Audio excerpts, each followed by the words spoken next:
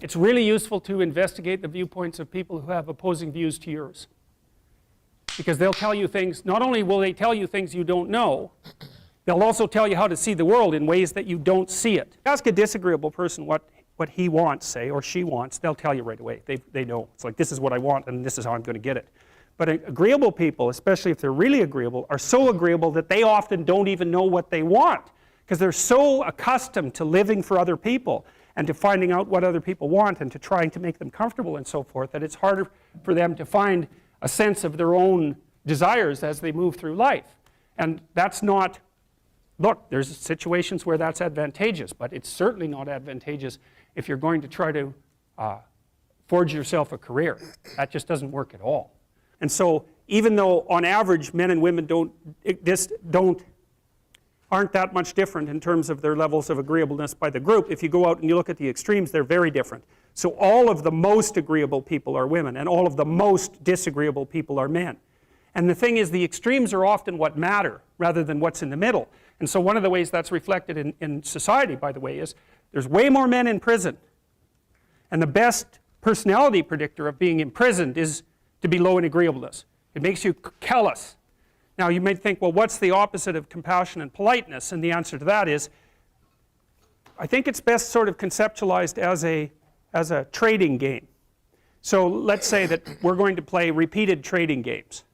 And if you're very agreeable, then you're going to bargain harder on my behalf than you're going to bargain on your own behalf. Whereas if you're very disagreeable, you're going to do the reverse. You're going to think, I'm in this trading game for me, and you're going to take care of your own interests. Where an agreeable person is going to say, no, no, at best this is, at worst this has to be 50-50, but I'd like to help you every way I can. One of the things you have to be careful of if you're Wow, I'm just learning how agreeable I am. All right, okay, all right, let's see if this is a good thing. Why?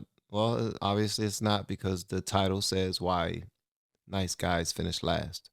But I need to see what it is, because he just now described something that happens every single time I have a conversation with a potential client. I end up being extremely agreeable and pushing them away. Free. Let me help. And then it's like, okay, what's the point of paying you if you're just gonna do this? You're working for me. It's like, I brought my agent with me, and that's you. 50-50, but I'd like to help you every way I can. One of the things you have to be careful of if you're agreeable is not to be exploited, because you'll line up to be exploited. And I think the reason for that is because you're wired to be exploited by infants. Wow. And so that just doesn't work so well in that actual world. Wow. One of the things that happens very often in psychotherapy, you know, people come to psychotherapy for multiple reasons, but one of them is they often come because they're too agreeable. And so what they get is so-called assertiveness training, although it's not exactly assertiveness that's being trained. Well, I need to be more what it is assertive. the ability to learn how to negotiate on your own behalf. And one of the things I tell agreeable people, especially if they're conscientious, is say what you think. Tell the truth about what you think. There's going to be things you think that you think are nasty and harsh, and they probably are nasty and harsh, but they're also probably true. And you need to bring those up to the forefront and deliver the message. And it's not straightforward at all, because agreeable people do not like conflict. Not at all. They smooth the water. You know, and you can see why that is in accordance with the hypothesis that I've been putting forward. You don't want conflict around infants. Right, so that part right there, I don't mind conflict, but I do see what he's saying. Like, I want all parties involved to be happy with whatever the end result is. I want all parties involved to be like over the hills ecstatic about what's about to happen, what's going on. I feel like I've gotten a great deal. I can walk away from this with my head lifted high. You know what I mean? Maybe I am. Maybe I do need to be more assertive. In accordance with the hypothesis that I've been putting forward. I most certainly do. You don't want conflict around infants. It's too damn dangerous. You don't want fights to break out. You don't want anything to disturb the relative peace. You know, and if you're also more prone to being hurt physically and perhaps emotionally, you're also maybe loath to engage in the kind of high-intensity conflict that will solve problems in the short term, because it takes a lot of conflict to solve problems in the short term. And if that can spiral up to where it's dangerous, which it can if it gets uncontrolled, it might be safer in the short term to keep the waters smooth and to not delve into those situations where conflict emerges. The problem with that is it's not a very good medium to long-term strategy, right? Because lots of times there are things you have to talk about because they're not going to go away. Yeah, and the advantage to having a well-socialized disagreeable person is that they really don't let much get in their way. So if you can get a kid who's disagreeable socialized, that person can be quite the creature, because they're very forward-moving in their nature and very difficult to stop. But if you don't get them successfully domesticated, tamed, roughly speaking, by the time they're 4, their peers reject them. And that's a big problem, because your job as a parent is to make your child socially desirable by the age of 4. Like you want to burn that into your brain, because people don't know that. That's your job. And here's why. It's easy if you think about it carefully. So you imagine you've got a 3-year-old child, so sort of halfway through that initial period of socialization, and you take that child out in public. Okay, what do you want for the child? Who cares about you? What do you want for the child? You want the child to be able to interact with other children and adults so that the children are welcoming and smile and want to play with him or her, and so the adults are happy to see the child and treat him or her properly. And if your child's a horrible little monster because you're afraid of disciplining them or you don't know how to do that properly, then what they're going to do is they're going to experience nothing but rejection from other children and false smiles from other parents and adults. And so then you're throwing the child out there into a world where every single face that they see is either hostile or lying. Wow. And they can't wait to get away from you so that they can talk about you. And then when they do have something special for their own kid, they will not invite you. Ooh. And he's just breaking it down from a child's level. Look at it as the adult level. How many fake smiles do you see out there? But then you see a shindig go down and you was the only one. Oh, Lord. And that's not something that's going to be particularly conducive to the mental health or the well-being of your child. If your child can learn a couple simple rules of behavior, like don't interrupt adults when they're talking too much and pay attention and try not to hit the other kids over the head with the truck any more than is absolutely necessary, then and share and play properly, then when they meet other kids, the kids are going to try out a few little play routines on them, and that's going to go well, and then they're going to go off and socialize each other for the rest of their lives. Because that's what happens, is that from 4 years old onwards, the primary socialization with children takes place among other children. And so if the kids don't get in on that early, they don't move into that developmental spiral upwards and they're left behind. And you can imagine how terrible that is, because a 4-year-old will not play with another 4-year-old who's 2. But a 5-year-old certainly will not play with a 5-year-old who's 2, right? Because the gap is just starting to get unbelievably large. And so the kids start out behind, and then the peers leave them behind, and then those kids are alienated and outside the peer group for the rest of their life. Well, those are the ones that grow up to be long-term antisocial, right? They're already aggressive. It doesn't dip down. Now, what happens to normal boys, roughly speaking? Imagine the aggressive 2-year-old types. They get socialized, so their level of aggression goes down, and then they hit puberty and testosterone kicks in, and bang, levels of aggression go back up. Yep. And so that's why males are criminals between the ages roughly of 16 and about 25. So, and it matches the creativity curve, by the way. It's so cool. If you look at the spike of creativity among men, 16 to 25, and it starts to go down, criminality matches that absolutely perfectly. So that's quite cool.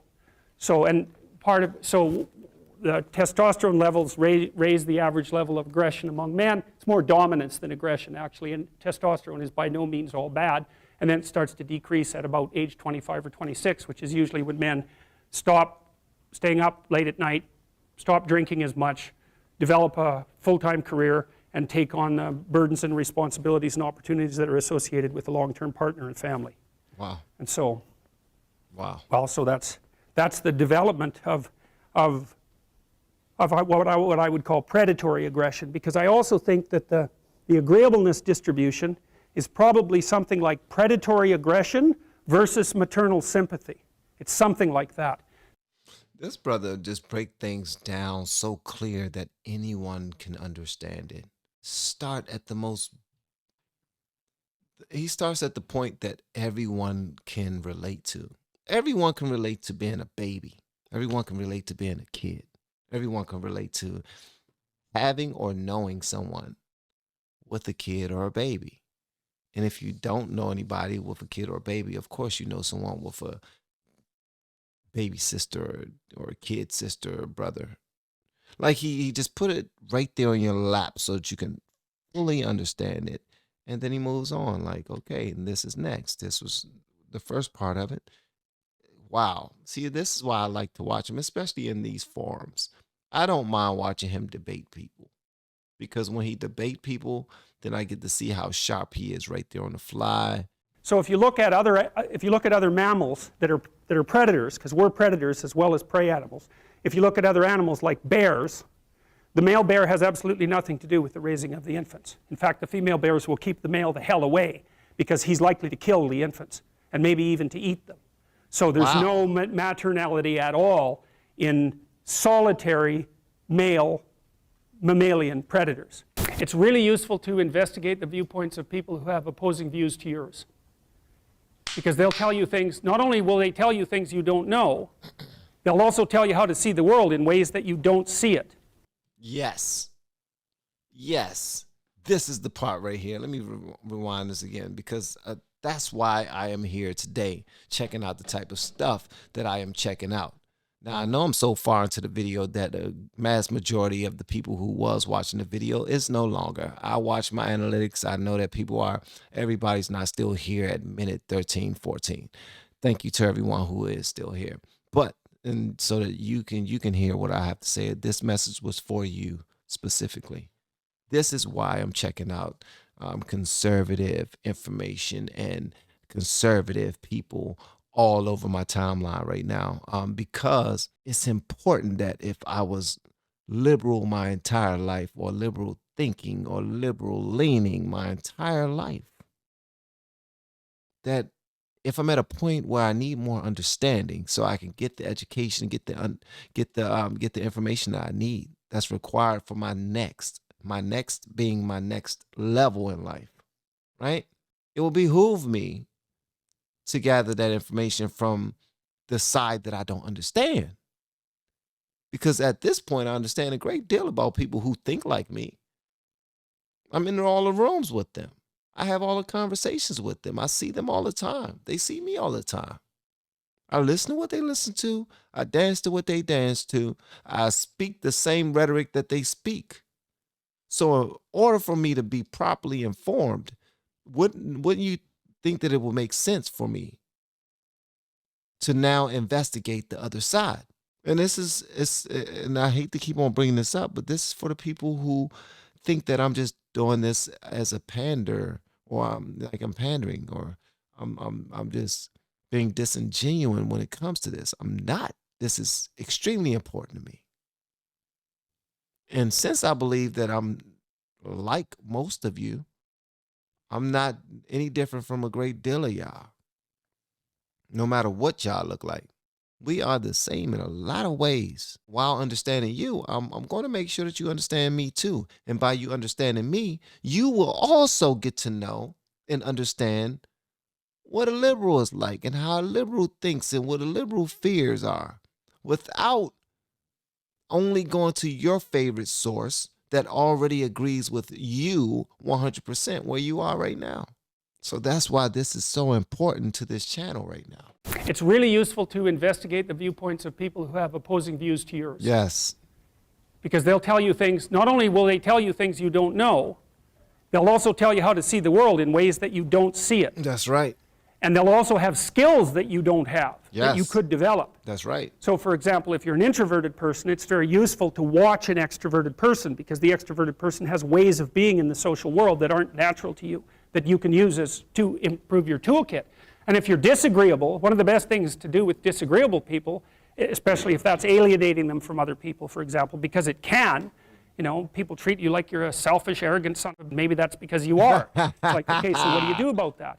One of the most promising treatments, let's say for that, is get the person to do something for someone else once a day, just as a practice, and learn how to do it. Maybe you can wake the circuit up, you know, if you think that it's lying dormant in you, which is probably right. You know, I think we have a very wide range of propensities within us. Some are switched on, genetic propensities. Some are switched on, but I think that if you put yourself in the right situation or walk yourself through the right exercises, you can switch some of these other things on as well.